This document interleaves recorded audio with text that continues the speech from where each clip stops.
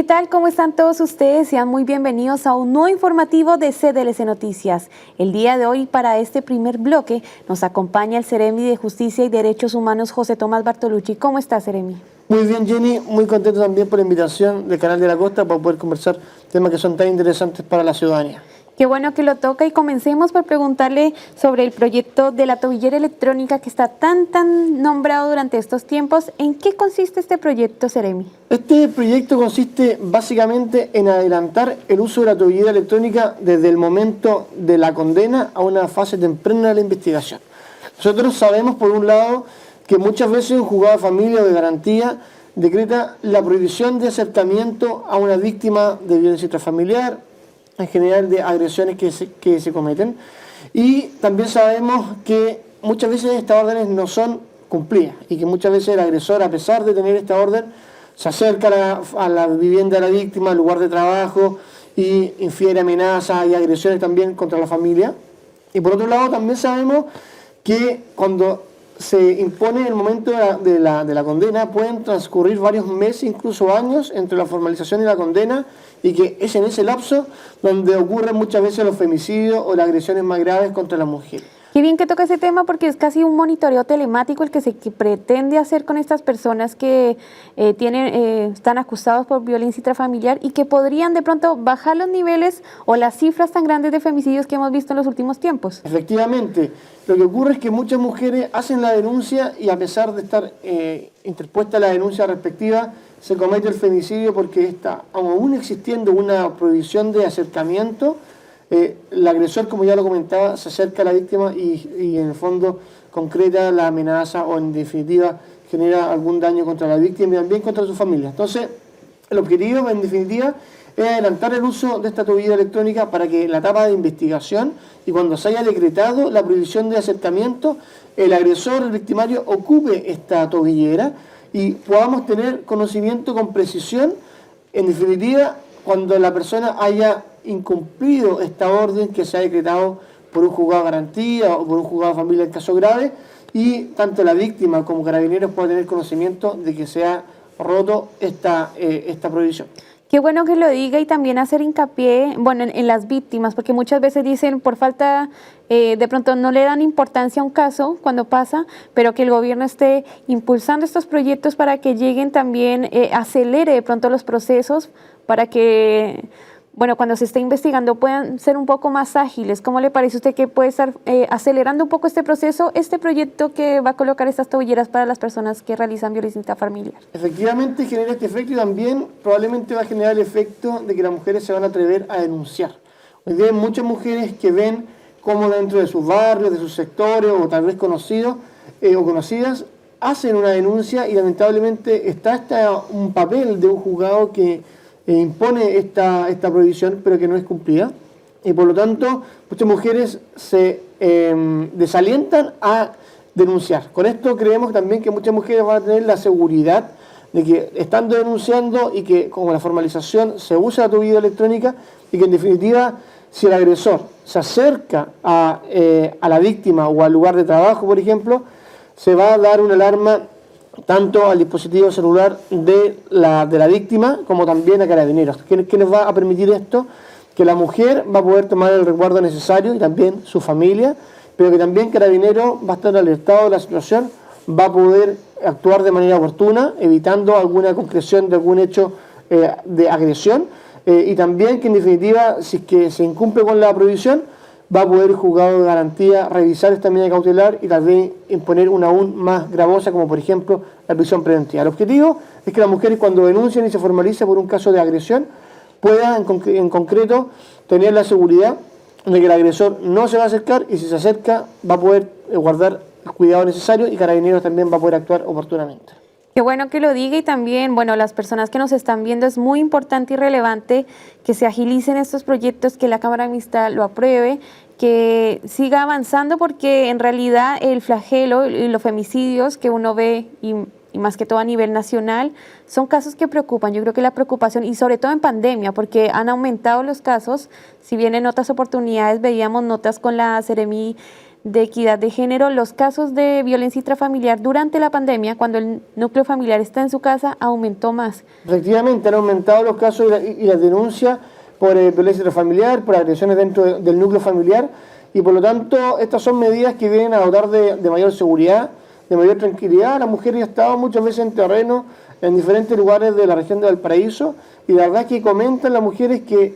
ellos, el agresor, la expareja, por regla general, tiene una orden de alejamiento y que no la cumple, se acerca permanentemente, amenaza a los hijos, a las hijas, amenaza a los abuelos, a la víctima, evidentemente, y por lo tanto viven con un constante temor a ser víctima de algún tipo de agresión aún más grave. Y también hemos visto casos como, por ejemplo, el agresor quema la casa, o en definitiva que se concreta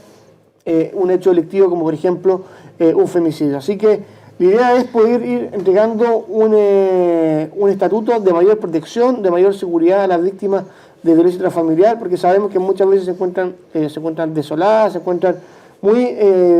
muy aproblemadas por esta situación, muy asustadas, y en definitiva también sienten que se sienten solas, o sea, se sienten solas. Entonces, el objetivo es poder darle una mayor tranquilidad, mayor seguridad, y que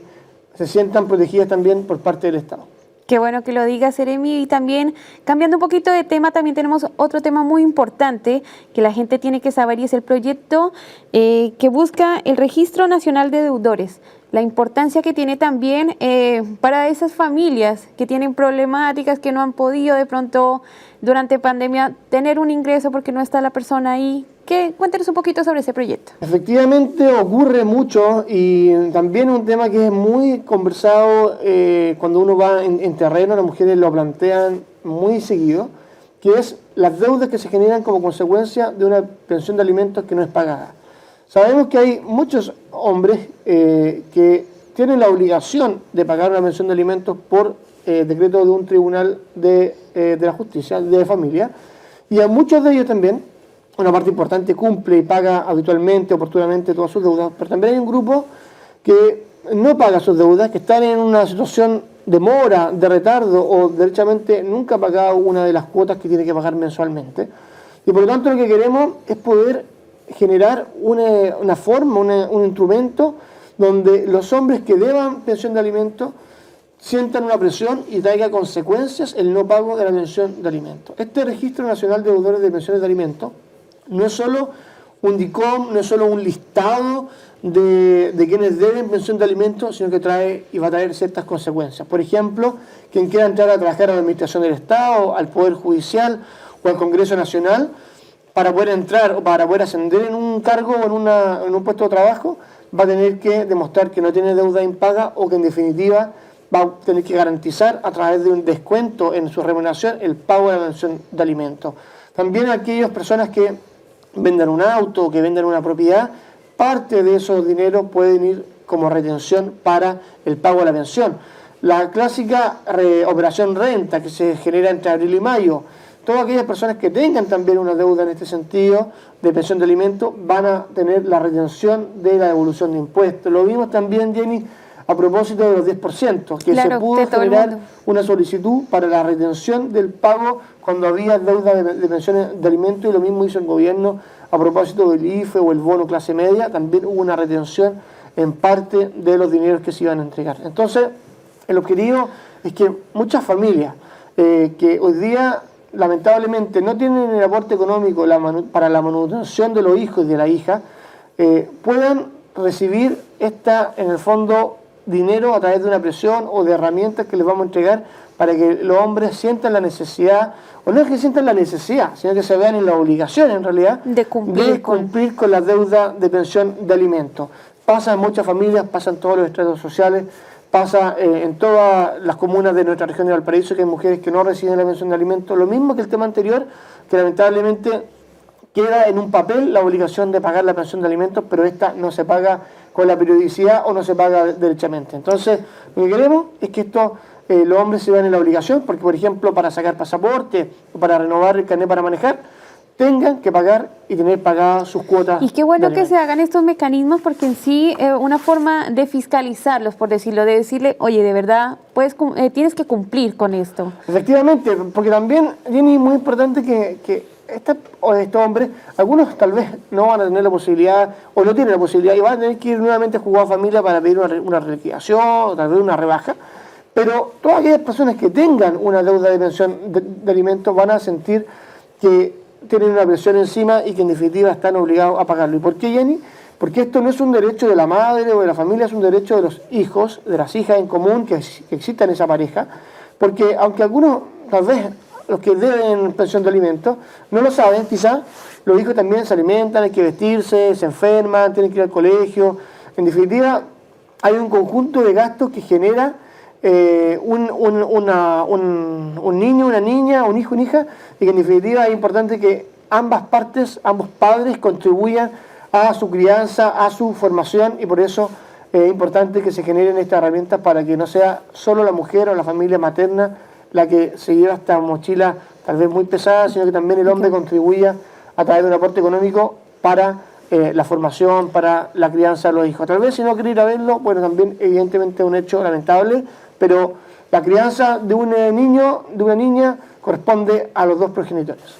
Claro que sí, Seremi, también, bueno, hacerles la invitación a las personas que nos están viendo que en la página del Ministerio de Justicia también se encuentra toda esta información un poco más detallada, no sé, que las personas que quieran leer un poco, porque existen 12 claves, en su página lo vi, y que también explica a lo que se podría hacer ya con este proyecto y que obviamente vendría a mejorar un poco la calidad de vida de todas estas madres o familias que se han visto de pronto vulneradas, por decirlo, con estos padres que no cumplen con sus obligaciones. Entonces también esa invitación a que puedan ingresar a la página del Ministerio y puedan conocer un poco más. A través de nuestras redes sociales nosotros generalmente estamos comunicando y también orientando sobre estos proyectos de ley que ya están muy avanzados, y también en la página del Ministerio de Justicia y también del Ministerio de la Mujer y Equidad de Género. Claro. Estos son temas que estamos trabajando en conjunto, ambos ministerios, se pueden informar, son proyectos de ley que están avanzando. El proyecto de ley del Registro Nacional de Deudores está aún en el Congreso Nacional, avanzó ya en su primera trámite de manera bastante rápida y súper transversal el apoyo que tuvo de los parlamentarios. Y también el proyecto de ley de tobillera electrónica ya se encuentra muy avanzado, está en comisión mixta, que significa básicamente que están discutiendo los últimos detalles para convertirse en ley y aplicarse durante el curso de este año. Qué bueno, Seremi. Y ya como para cerrar este bloque informativo, comentar un poco de la ley que permite llevar el apellido materno y que obviamente pone muy contentos de pronto a las mujeres que llevan la batuta de la familia. Un poquito. Efectivamente, muchas mujeres llevan la batuta de la familia. Y este es un proyecto de ley también, es ley en realidad, esto ya es ley de la República, sí. Ya está promulgado y publicado, y en definitiva lo que permite es que se altere la regla que conocemos habitualmente en Chile. En Chile, por regla general, o sea, casi siempre, en realidad es la única regla que existía, se pone en primer lugar el apellido del padre y luego el apellido de la madre. Hoy día lo que se va a permitir es que al momento de la inscripción de un hijo o una hija se pueda alterar este orden y poner en primer lugar el apellido de la madre y luego el apellido de la madre. Aquí, primero el de la madre y después el del padre. ¿Ya? Esa es la nueva opción o alternativa que se les da a los padres cuando inscriban a un hijo. Aquí tiene que ver con un acuerdo de ambos padres para que esto suceda de esta manera. Y qué bueno que también se trate, porque también es un discurso y más en un país conservador que se mantiene así como la figura paterna, que se le esté dando esta oportunidad a las madres de, por decirlo, posicionarla, porque obviamente la mujer durante el gobierno del presidente Piñera ha buscado mecanismos y herramientas para posicionarla, para darle como un estatus un poco más importante a la mujer en decisiones que tienen que ver con sus hijos. Efectivamente. Son posiciones o son luchas que la mujer ha dado y que la verdad es que hoy día en pleno siglo XXI no tiene sentido que existan discriminaciones o diferencias arbitrarias entre el hombre y las mujeres. Y ese proyecto de ley no es importante. Importante porque hay muchas familias, hay muchos hijos, muchas personas que en definitiva sienten que han sido criados por sus madres, por sus familias maternas, que quieren dar este reconocimiento a esas madres. También por eso el proyecto de ley contempla la posibilidad de generar este cambio del orden del apellido cuando la persona cumple los 18 años de edad. O sea, no solo en el momento del nacimiento, sino que una vez cumplidos los 18 años de edad, se va a poder Puede alterar el orden de los apellidos con una solicitud que va a ser muy rápida y expedita ante el registro civil. Hoy día se requiere hacer un trámite ante un tribunal de la República y eso es largo y puede también ser muy caro. Entonces, hoy día este va a ser un trámite gratuito y muy rápido ante el registro civil, así que dentro de 3 meses ya está listo, operativo, la posibilidad del cambio del orden de los apellidos y también dejar muy en claro, Jenny, que todas las personas que estén formalizadas, condenadas por un delito que merezca pena efectiva, o sea, más de 3 años y un día, van a tener que solicitar una autorización judicial, pero las personas que estén condenadas o formalizadas por un delito sexual, en ningún caso van a poder hacer este cambio del orden de los apellidos. ¿Por qué? Porque básicamente no queremos que nadie burle una investigación criminal o nadie burle